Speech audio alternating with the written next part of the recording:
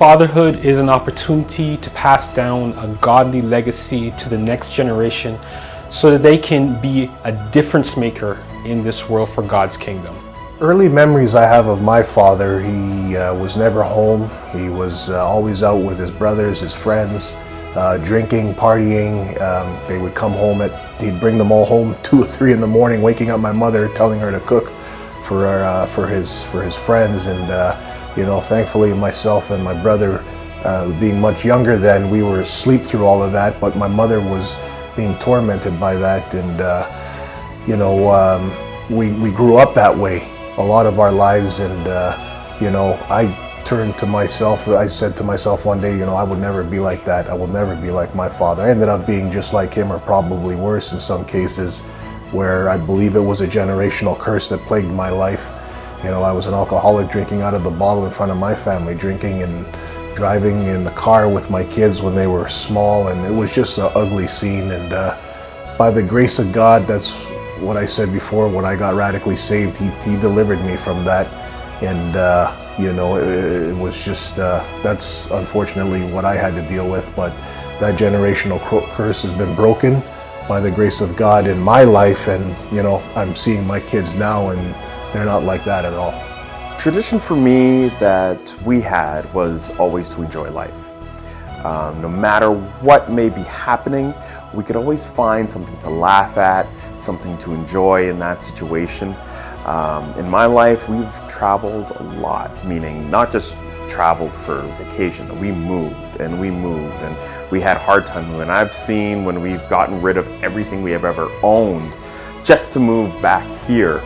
But we've always seemed to find, it wasn't like it was trying. There was always something to enjoy, always some trip to go on. Even though things seemed difficult, there was always this smile on our face because we can enjoy in any difficult time. And that's kind of the thing I try to live my life with right now, is that even though things may be difficult, it's not to show on your face. It's not to give to the other person or to let everybody else know, oh, I'm having a difficult time. It's to kind of keep it within and always be enjoying life. I remember when my son started school. It was his first time. We just moved to a new country. It was first time him going to school, and had a rough time. Trying to adjust because he's been home. And he was a little in his cage, just trying to get him to express himself in a way that, was, very, was kind of like different, right? So I think for us, that was one point at the time where, we just had to do a lot of, encouragement, getting him to adjust, and, just at the same time, balance it up with, living up the principles that we learned growing up. So I think that was one moment for me that was quite challenging, but thank God that we went through. There's been a number of them, like when I lost my dad, but God kind of helped us sail through. Yes, they do, because you have a twilight zone and you have a new horizon.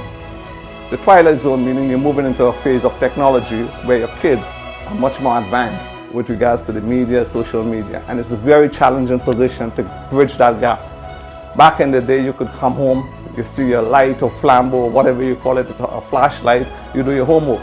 Now your kids is all over the world, and that poses a big challenge for you, because it can be a good thing and a bad thing.